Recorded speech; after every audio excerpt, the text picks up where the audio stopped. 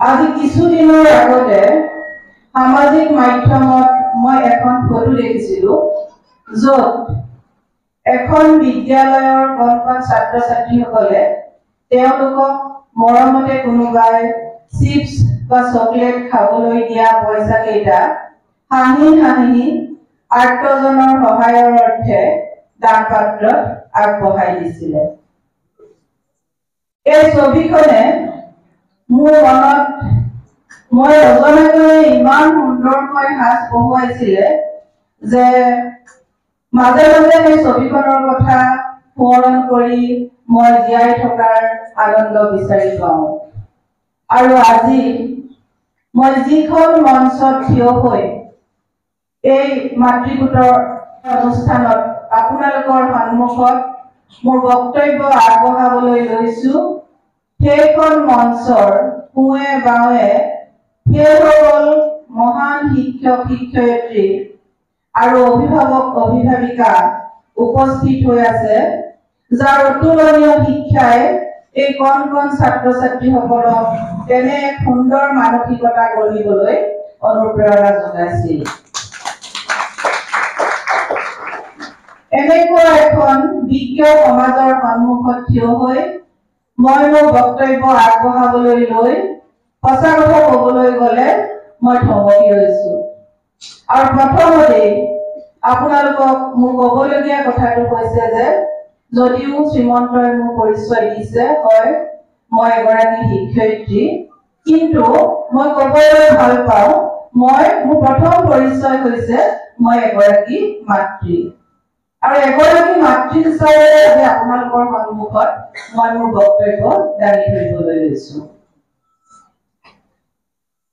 বৰ্তমান পৃথিৱীত আটাইতকৈ জটিল কথাটোৱে হৈছে এটা সন্তানক জন্মৰ পাছত সকলো দিশৰ পৰা সুশিক্ষাৰে শিক্ষিত কৰি সমাজত প্ৰতিষ্ঠা কৰিব পৰাটো। সুশিক্ষা হ'লে মই অকল পঢ়া শুনাৰ কথাই কোৱা নাই, তাৰ লগত আন সকলোবোৰ দিশ জড়িত হৈ আছে। কিন্তু এগৰাকী অভিভাৱিকা হিচাপে, এগৰাকী মাতৃ হিচাপে মই ভাবো তাতকৈও কিন্তু জটিল কথাটো কৈছে আমি একোজন সফল অভিভাৱক বা অভিভাৱিকা হোৱাটোহে। কাৰণ আমি আমাৰ সন্তানৰ কেৰিয়াৰ গঠন কৰিবলৈ যাওঁতে, সন্তানক লালন পালন কৰোঁতে, তেওঁলোকক সুশিক্ষাৰে শিক্ষিত কৰিবলৈ যাওঁতে আমি নজনাকৈয়ে অভিভাৱকসকলে জীৱনত বহুত ডাঙৰ ডাঙৰ পৰীক্ষা দিব লগা হয়। হয়নে নহয় বাৰু? আপোনালোকে কওকচোন। আমি প্ৰত্যেক দিনে আমাৰ ল'ৰা ছোৱালীৰ সন্মুখত একোটা পৰীক্ষা দিব লগা হয়। সেই পৰীক্ষাৰ বিষয়সমূহ বেলেগ বেলেগ হ'ব পাৰে। কোনোবাই হয়তো ধৈৰ্যৰ পৰীক্ষা দিব লগা হ'ব পাৰে সন্তানৰ সন্মুখত, কোনোবাই হয়তো মৰমৰ পৰীক্ষা দিব লগা হ'ব পাৰে, কোনোবাই হয়তো সহনশীলতাৰ পৰীক্ষা দিব লগা হ'ব পাৰে। আৰু আচলতে আমি যদি সেই পৰীক্ষাবোৰত সফল হ'ব পাৰো, তেতিয়াহে হয়তো আমাৰ সন্তান আৰু আমি উভয়ে নিজকে সফল বুলি চিনাকি দিবলৈ সক্ষম হওঁ। আজি কিছুদিনৰ আগতে, আজি কিছুদিন নহয়, আচলতে মই কেতিয়াবা ক'ৰবাত এটা গল্প পঢ়িবলৈ পাইছিলো। গল্পটো একেবাৰে সৰু। গল্পটো আছিলে এনেকুৱা যে অকণমানি ল'ৰা এটা তেওঁ হাতত দুটা আপেল লৈ আছে। আৰু তেওঁ মাক ওচৰলৈ আহিলে, আহি মৰমতে ক'লে, মোক এটা আপেল মোক দিয়াচোন, এটা মই খাওঁ, এটা তুমি খাবা। তেতিয়া সন্তানটোৱে কি কৰিলে? প্ৰথমতে সোঁ হাতত থকা আপেলটো একামোৰ মাৰিলে। তাৰপিছত লগে লগে বাওঁ হাতত থকা আপেলটো এটা কামোৰ মাৰি চালে। মাকৰ মুখৰ ৰংটো সলনি হৈ গ'ল। তেখেতে ভাবিলে, হয় আমিও হয়তো তেনেকৈয়ে ভাবিলোহেঁতেন যে মোৰ সন্তানটোৱে মোক আপেলটো খাবলৈ দিবলৈ বিচৰা নাই। কিন্তু মাকক আচৰিত কৰি মানে মুহূৰ্ততে সন্তানটোৱে কি কৰিলে, মা মোৰ সোঁ হাতত থকা আপেলটো তুমি খোৱা, এই আপেলটো বাওঁ হাতত থকা আপেলটোতকৈ বেছি মিঠা। কাহিনীটো মই ভাবিছো আপোনালোকৰো ভাল লাগিছে, কাৰণ আমি কেতিয়াও আচলতে সন্তানক প্ৰথম দৃষ্টিতে তেওঁলোকৰ প্ৰতি এটা বেয়া ধাৰণা লৈ লোৱাটো উচিত নহয়। দ্বিতীয় কথা হৈছে তেওঁলোকক আমি খুব মৰম কৰিব লাগিব। আচলতে কোনো কাৰণৰ কাৰণে জেদি কৰি তুলিব নালাগিব। হয়, আজিকালি এতিয়া এনেকুৱা হৈছে যে মানে নৱপ্ৰজন্মৰ মাজত এটা ট্ৰেণ্ড আহি গৈছে যে অকণমান ডাঙৰ হ'লে আমাক মোবাইল এটা লাগে, বাইক এখন লাগে, বা যিবোৰ বস্তু দিবলৈ আমাৰ মনে নকয় তেনেকুৱা বস্তু তেওঁলোকে আমাক বিচাৰে আমি দিবও নোৱাৰো প্ৰতিবাদো কৰিব নোৱাৰো আৰু সেই ক্ষেত্ৰত আটাইতকৈ বেছিকৈ ভুক্তভোগী হওঁ আমাৰ মাতৃসকল হয়নে নহয় বাৰু কাৰণ সন্তানটোৱে দেউতাকক ইমান বেছি দিবাও নিদিয়ে মাককে কৈ থাকে ভিতৰে ভিতৰে যে মোক আমুকটো লাগে আৰু এইবোৰ যে জীৱনৰ আটাইতকৈ আমাৰ অভিভাৱকসকলৰ আটাইতকৈ ডাঙৰ পৰীক্ষা সেই ক্ষেত্ৰত আচলতে আমি তেওঁলোকক ইমান মৰমেৰে যাব পাৰো সেই ল'ৰাটোক বা ছোৱালীজনী কিমান জেদি হ'ব সেই কথাটো বহুত নিৰ্ভৰ কৰে বৰ্তমান যুগটোৱে হৈছে যান্ত্ৰিকতাৰ যুগ যন্ত্ৰৰ যুগ আমি সকলো এনেকুৱা এটা যন্ত্ৰৰ ভিতৰত সোমাই পৰিছো যে আমি আমাৰ সন্তানক দিব লগা সময়টো দিবলৈও আমাৰ নাইকিয়া হৈ গৈছে কেতিয়াবা দেখা যায় যে আমি তেওঁলোকৰ প্ৰতি দায়বদ্ধ হওঁ যিমানকণ দায়বদ্ধ হ'ব লাগে সিমানকণ আমি দায়বদ্ধ হ'ব পৰা নাই তেওঁলোকে বিচৰা সময়কণ আমি তেওঁলোকক দিব পৰা নাই বিনিময়ত কি কৰিছো আমি তেওঁলোকৰ হাতত তুলি দিছো মোবাইল ফোনটো অথবা টিভি ৰিমোটটো ইয়াত যথেষ্ট সংখ্যক মাতৃয়ে উপস্থিত আছে মইও এগৰাকী মাতৃ মই প্ৰথমতে কৈছো যে মই মাতৃ হিচাপে মোৰ বক্তব্য আগবঢ়াইছো আজিকালি দেখা হয় যে ভাত খোৱাবলৈ অকণমানি কেঁচুৱা এটাক মাকহঁতে কি কৰিব কোনে মোবাইলটো হাতত দি দিব কিবা এটা গেম এটা উলিয়াই দিব গান এটা বজাই দিব আৰু ল'ৰাটোৱে ছোৱালীটো ইমান বেছি সেই ভিডিঅ'টো চাই মজগুল হৈ থাকে যে কেতিয়া ভাত খাই শেষ হৈ গমেই নাপায় কিন্তু আচলতে মই ভাবো সেই শুদ্ধ কথা নহয় আগতে আমাক সৰুতে মোৰ মনত আছে আমাৰ মাহঁতে আমাক যেতিয়া ভাত খুৱাইছিলে আমাক সাধু কথা কৈ ভাত খুৱাইছিলে ধুনীয়া ধুনীয়া সাধু কথা কৈছিলে আমাক এনেকুৱা এখন জগতলৈ লৈ গৈছিলে আচলতে যদিও কল্পনাৰ জগত আছিলে তথাপিও কিন্তু আমি তাত বহুত আনন্দ পাইছিলো যি আনন্দ আজি মোবাইল বা টিভিয়ে হয়তো সন্তানক দিব পৰা নাই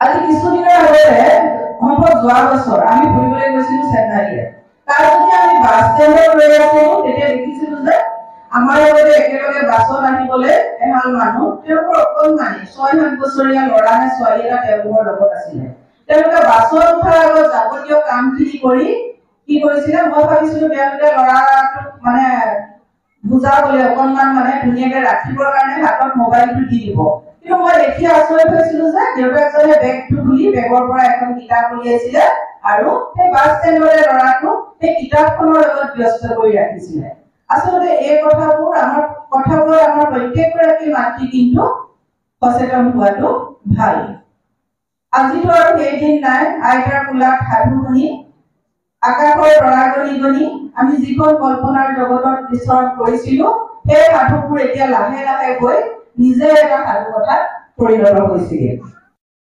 আমাৰ ঘৰখনেই হৈছে আচলতে আমাৰ প্ৰথম পঢ়াশালী নহয় জানো আমি যিখিনি শিকো সেই আমাৰ সন্তানে যিখিনি শিকে সেই সকলোখিনি তেওঁলোকে নিজৰ ঘৰখনতে শিকে আৰু আমি প্ৰত্যেকে ভাবো যে আমাৰ সন্তান এটা জন্ম হোৱাৰ পিছৰ পৰা আমি তেওঁলোকক ভাল শিক্ষা দিম ভাল কথা শিকাম তেওঁলোক ভাল হ'ব কিন্তু মই ভাবো আমাৰ সেইখিনিতে অকণমান ভুল এটা হৈ যায় আমি তাতকৈ অকণমান আগুৱাই যাব নোৱাৰোনে আমি অভিমান্যুক উদাহৰণ হিচাপে ল'ব পাৰো নিশ্চয় আমি ইমানখিনি সময়লৈ নৰৈ যদি সন্তানটোৰ বীজ আমাৰ গৰ্ভত অংকুৰিত হোৱাৰ পৰাই আমি ভাল কাম কৰিবলৈ লওঁ তাৰ প্ৰভাৱ সন্তানটোৰ ওপৰত পৰিব মই আগতো এখন সভাত কৈছো আমাৰ প্ৰথম সন্তান পিংগ যেতিয়া মোৰ গৰ্ভত আছিলে হয়তো তেতিয়া 4 মাহ নে 5 মাহ হৈছিলে মোৰ শহু দেউতা তেখেত শিক্ষক আছিলে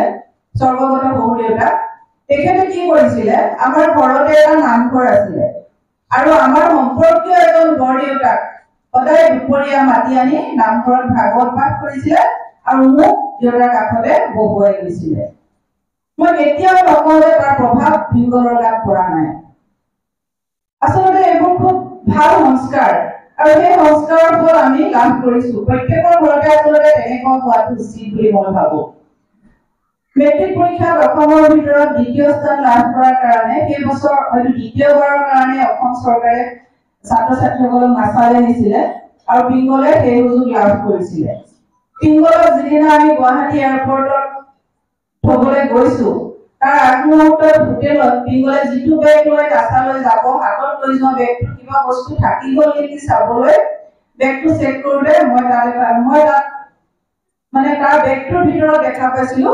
গীতাখন। মই মোৰ চকু পানী ধৰি ৰাখিব পৰা নাছিলো। সেই সংস্কাৰ কিন্তু কি লাভ কৰিছিলে মোৰ শহুৰ দেউতাৰ পৰাই। গতিকে আমি অত্যন্ত সাৱধান হ'ব লাগিব। ঘৰখনৰ পৰিৱেশটো প্ৰথম শিক্ষাখিনি আচলতে আমি সন্তানক ঘৰখনত দিব পৰাটো বহুত ডাঙৰ কথা। যথেষ্ট সংখ্যক ছাত্ৰ ছাত্ৰী উপস্থিত আছে। তোমালোকৰ উদ্দেশ্যে আচলতে মোৰ দুআষাৰ ক'বলৈ মন গৈছে। জীৱনত সফল হ'বলৈ হ'লে তোমালোকৰ মাজত থাকিব লগা আটাইতকৈ প্ৰয়োজনীয় বস্তুটো হৈছে তোমাৰ ইচ্ছা শক্তি। গম পাইছানে? মনৰ দৃঢ়তা। হয়, জ্ঞান লাগিব, কিন্তু জ্ঞান লাভ কৰিবলৈ তাৰ আগত আমাক কি লাগিব বাৰু? ইচ্ছা লাগিব, হয় নহয়? আমি যিটো কাম কৰিম সেই কামটো আমি ফূৰ্তি মনেৰে কৰিব লাগিব। আমাৰ মনৰ দৃঢ়তা থাকিব লাগিব। লাগিব নে নালাগিব? আৰু যেতিয়া তুমি নিজ ইচ্ছাৰে সেই কামটো কৰিবা, তোমালোকে নিশ্চয় সেই কামটোত সফল হ'ব পাৰিবা। এবাৰ দশম শ্ৰেণীৰ ছাত্ৰ ছাত্ৰী আছে চাগে ন? দশম শ্ৰেণীলৈ যিসকল ছাত্ৰ ছাত্ৰী উত্তীৰ্ণ হৈছা, তোমালোকে তোমালোকৰ অসমীয়া বিষয়ত এটা খুব সুন্দৰ পাঠ আছে, অৰুণিমা সিনহা। হয়তো পঢ়িছা, বা যদি নাই পঢ়োৱা তোমালোকৰ স্কুলৰ ছাৰ বাইদেৱে পঢ়ুৱাব। আমি অৰুণিমা সিনহাক ইয়াৰ এক সুন্দৰ উদাহৰণ হিচাপে ল'ব পাৰো। অৰুণিমা সিনহা তেখেতে এটা আকস্মিক ৰেল দুৰ্ঘটনা যাত্ৰা কৰি থাকোঁতে ডকাইতে তেখেতক ৰেলৰ পৰা বাহিৰলৈ দলিয়াই দিছিলে। কাৰণ ডকাইতে বিচৰাৰ মতে তেওঁ ৰিঙিত থকা সোণৰ চেইনডাল ডকাইতক দিয়া নাছিলে। আৰু সেই দুৰ্ঘটনাত অৰুণিমা সিনহাই তেওঁৰ দুয়োটা ভৰি হেৰুৱাই পেলাব লগা হৈছিলে। কিন্তু অৰুণিমা সিনহাৰ মনৰ দৃঢ়তা ইমান বেছি আছিল যে অৰুণিমা সিনহাই কৃত্ৰিম ভৰিৰ সহায়ত তেওঁ ইচ্ছাৰ জয় কৰি এভাৰেষ্ট জয় কৰিবলৈ সক্ষম হৈছিলে। আমাৰ কি হ'লহেঁতেন বাৰু? দুয়োখন ভৰি হেৰুৱাৰ পিছত আমাৰ উশাহ কৰি থাকোঁতে গ'লহেঁতেন, খবৰ ল'বলৈ মানুহ গ'লহেঁতেন, ছোৱালীজনীৰ জীৱনটো একেবাৰে ধ্বংস হৈ গ'ল বুলি ক'লেহেঁতেন, অনুপ্ৰেৰণামূলক মন্তব্য হয়তো খুব কমেই পালেহেঁতেন। কিন্তু অৰুণিমা সিনহাও তেনেকুৱা সন্মুখীন হৈছিলে। হয়, অৰুণিমা সিনহাকো দুয়েকে কৈছিলে তুমি এইটো অৱস্থাত গৈ পৰ্বত আৰোহণ কৰিবগে নোৱাৰা। কিন্তু অৰুণিমা সিনহাই সেই সকলোবোৰ বাধা অতিক্ৰম কৰি এভাৰেষ্ট জয় কৰিবলৈ সক্ষম হৈছিলে। গতিকে তোমালোকে কেতিয়াও তোমালোকৰ প্ৰথম বস্তুটো হৈছে যে তোমালোকৰ মনত কি থাকিব লাগিব? মই কি বুলি ক'লো? ইচ্ছা থাকিব লাগিব। কাম কৰাৰ বাবে প্ৰবল ইচ্ছা থাকিব লাগিব, মনৰ দৃঢ়তা থাকিব লাগিব। মা দেউতাই তোমালোকক নোখোৱাকে তোমালোকে পঢ়াৰ টেবুলত বহিবলৈ যাব লাগিব, হয় নহয়?